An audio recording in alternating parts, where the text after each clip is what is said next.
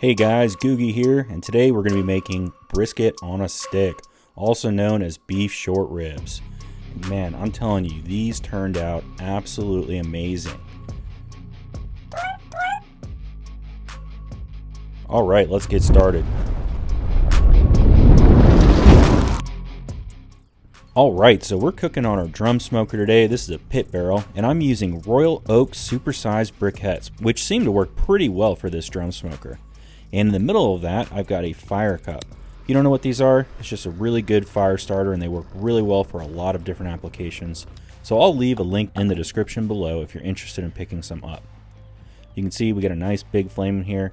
I'm going to leave the top open, and we're going to open up this vent a little bit so it looks like a crescent moon, and that should be good to go. Alright, let's go get our meat and get it prepped for the smoker.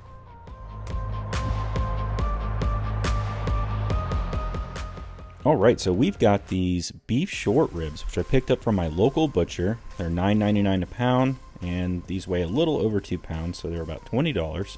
And you can see that they got 3 bones in them. Let's go ahead and get the packaging opened up. We'll go ahead and get our seasoning ready.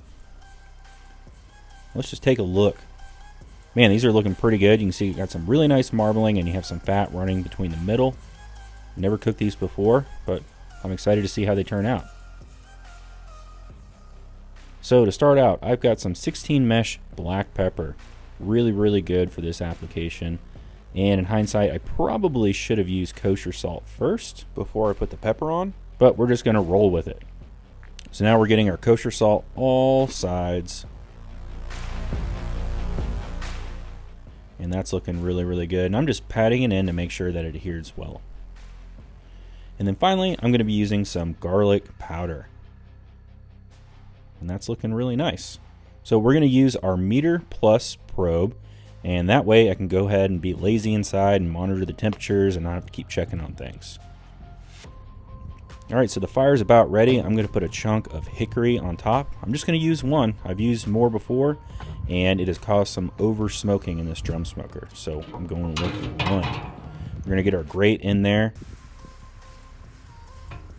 And then we're going to put these 2 rods in, and this kind of controls like the top ventilation. So this particular drum smoker doesn't really have any adjustable ventilation for the top. You just put these rods in. You can also use them for hanging like ribs or any type of meat, but they control that airflow from the top.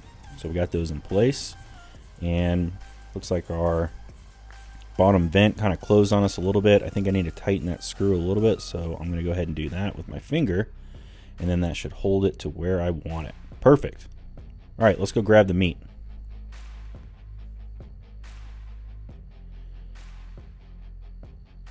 And it's been sitting for about 15 minutes while the charcoal heated up, and we're ready to throw it on.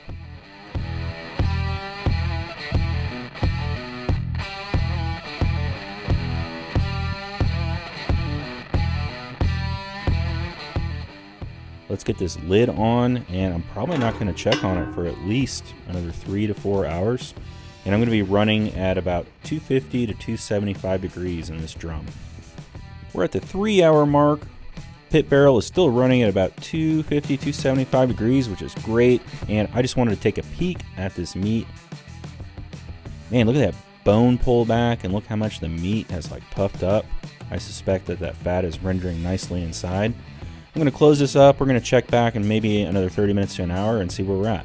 We're at the 4-hour mark, and the ribs are probing at 170 degrees internal temperature. So I'm going to take this opportunity to wrap these up in aluminum foil and then throw them back on the pit until they get up to, around 200 to 205 degrees internal temperature. Really, I'm going to be going for probe tenderness once it gets to that range. But let's go ahead and try to get these off without dropping them. I'm using a spatula here, which probably isn't the best idea, but I didn't have any insulated gloves. So I'm going to kind of sneak it on there. Oop. And carefully bring this over to the prep table and get it ready for aluminum foil. So let's hope I get over there without dropping it. So I just got 2 layers of aluminum foil here, and we're just going to tightly wrap them up. And that's looking really good. And I'm going to throw them back on the pit. So we'll check back probably in about an hour. They should be finished.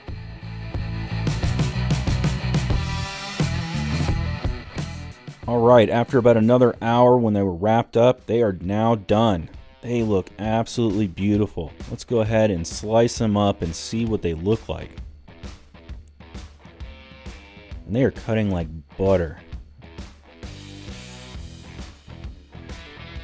All right, for the money shot. Oh, really nice fat rendering. Look at the juices just pouring out. I am excited to taste these. And you can see how much jiggle and movement we've got. Man, that looks good. All right, I'm going to give it a little taste test. See how it tastes.